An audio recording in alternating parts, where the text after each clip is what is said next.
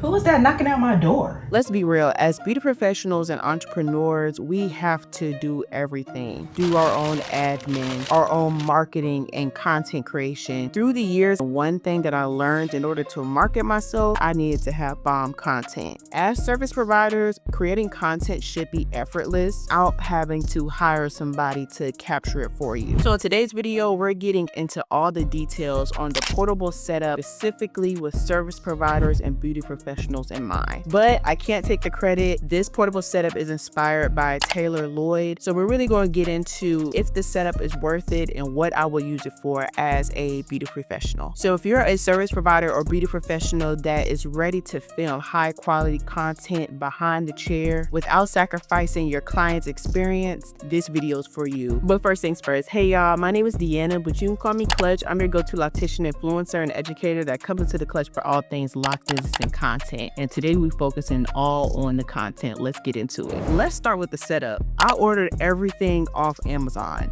The rolling cart, the articulating arms, the quick release plate, LED lighting, monitors, the power station, the works. And you don't have to worry about finding all the items yourself. You already know I got you. I made it easy. Everything is listed in my Amazon storefront, down to the whole setup, to the cameras I use, to the mics I use. So make sure you check that out in the description below, and I'll also put it in the comments to make it easy for you. And speaking of the comments, if you've made it this far, please drop a green heart below. Also, if you have any questions, if you need any clarification on the setup or want me to create any more videos revolving around the type of content I'm making on that jazz, let me know below because I'm ready to teach y'all. Okay, let's get into it. Let's start with the foundation, the stand that holds the entire build together. Look y'all, they call me ClutchNLoc for a reason because I am not Clutch the builder, and believe it or not, this whole entire build was super simple. I purchased the Neewer heavy duty light stand with caster wheels. The box was kind of heavy, but it came unextended. All I had to do was unlock the legs and twist on the wheels. No tools were needed,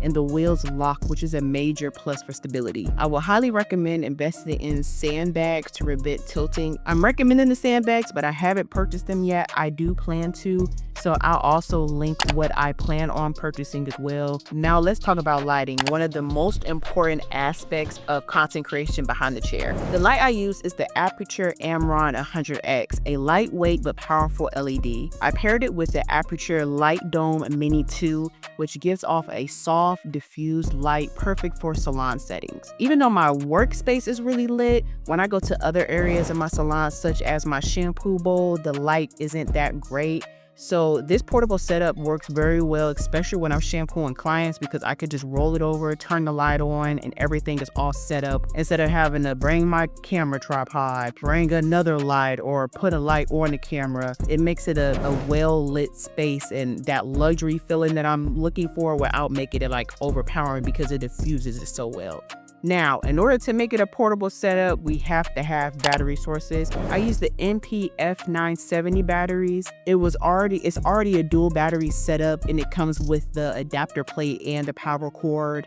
It's super easy to install, and you can easily connect it to the light. You just need to really make sure that you have the batteries charged to use the light all the way. Okay, now let's move on to how I'm monitoring everything, because being able to see what you're shooting while solo is a must. I'm repurposing my Acer Nitro 27-inch monitor that I previously used for editing and gaming. I mounted it using a adjustable arm, which allows me to rotate the screen vertically or horizontally depending on the format I'm filming in. To attach the monitor securely to the stand, I use 3 components. The first component I use is the Neewer Super Clamp. This is heavy duty because we need to be able to hold up the monitor, and it's wide enough to actually clamp down to the stand. The second component is the straight 6-inch extension arm. So pretty much with the 6-inch extension, it keeps it away from the stand so you can add other components to it, but it's also metal, so it's not going to bend or anything with the weight of the monitor, which we want. The third component is the monitor mount, specifically with the ball head mount adapter that allows you to keep the monitor on a swivel. Having a monitor gives me the flexibility to view my framing in real time without needing a second person. Now, my intention is to roll this bad boy all over the place, so let's talk about how we're powering all this up. To power everything, I use the Baseus 65 watt, 20,000 milliamp portable power bank. It has AC output for my monitor and charging cables, plus USB ports to power and charge smaller accessories during long days of recording. Now, yes, I was a gas turbine electrician in the Navy. Do I fully understand what they're talking about as far as the specs on this battery? I can't explain it in layman terms, but pretty much AC means it's alternating current, but that's what we need to power up the monitor. Outside of that, it was fairly priced. If it has higher numbers, it's gonna cost more, but you don't want to get the lower number either, because that means it's gonna die quicker. If you go super high, you better be using that thing every day.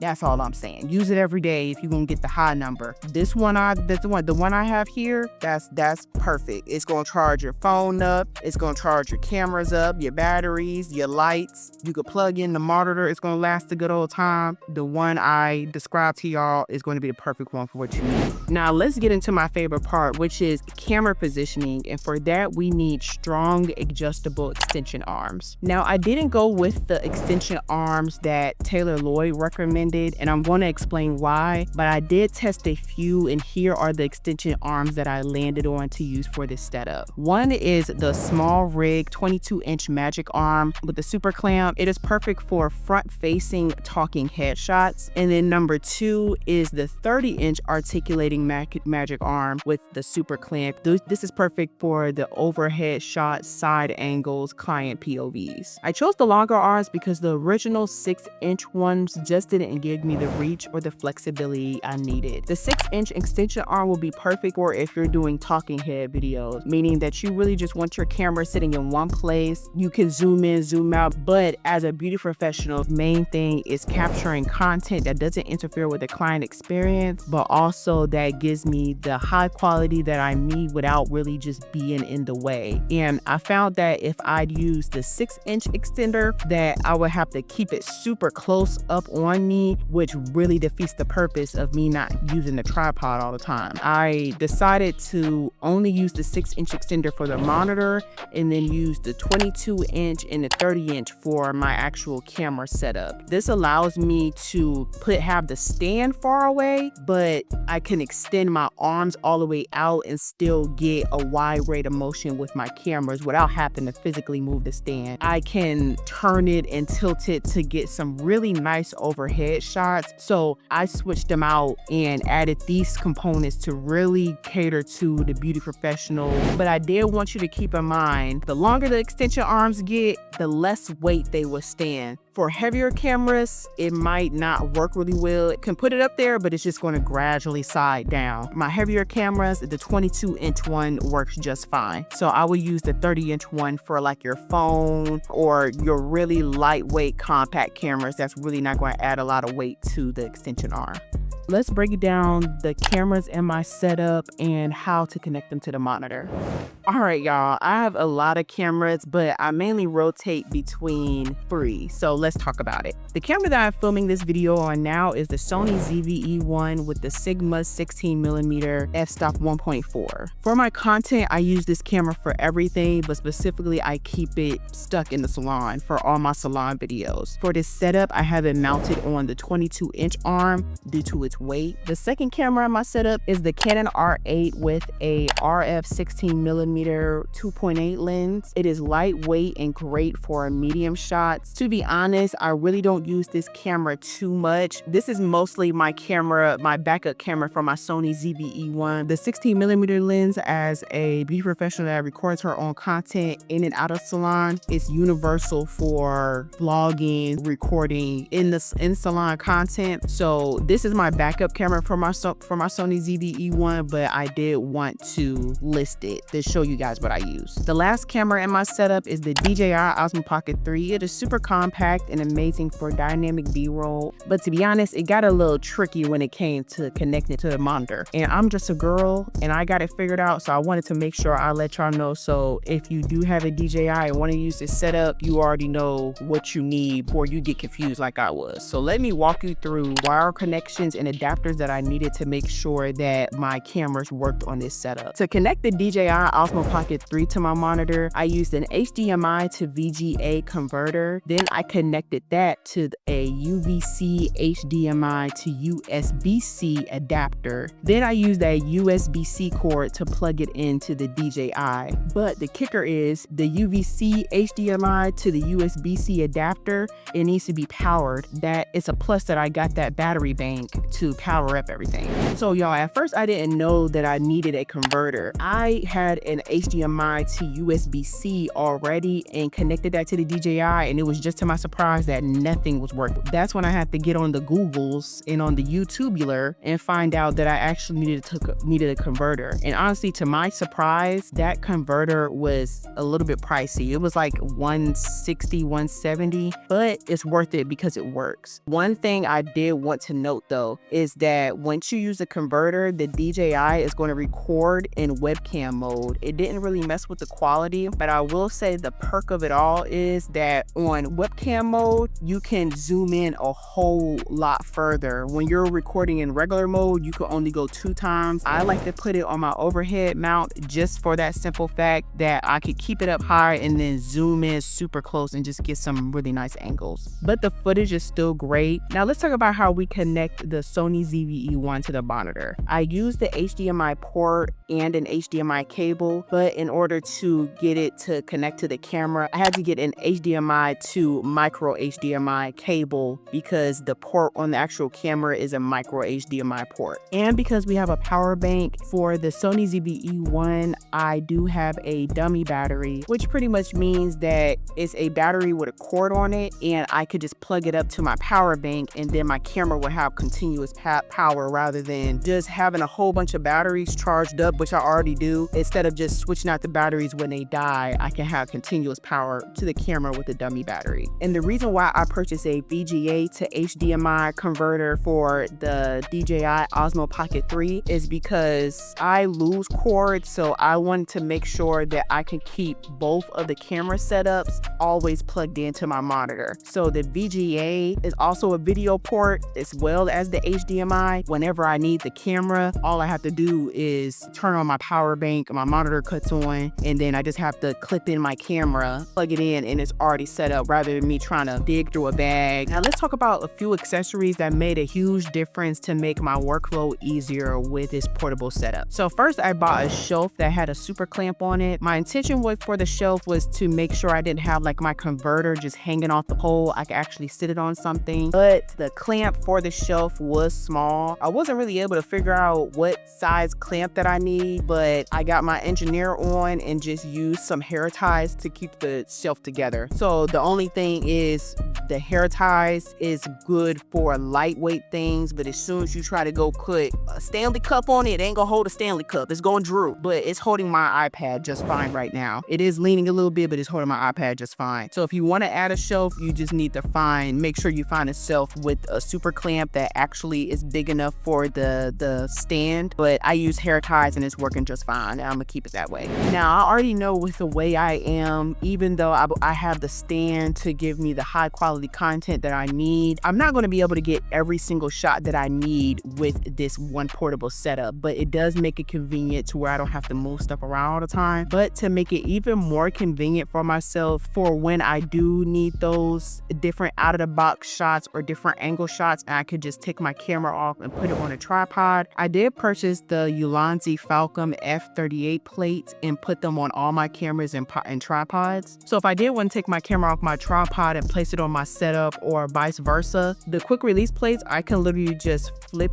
the switch and it goes into unlock mode, and then this is the actual plate that I have on all my cameras, and then I can literally go to the next spot and clip it on, and then it locks by itself. These were the cheapest quick release plates that I found, and I literally got like 4 or 5 of them, and as I put like a mount in my car, I plan on I'll purchase some more to make sure that it's universal all over the place, just to make it a little easier, because y'all, I be screwing on,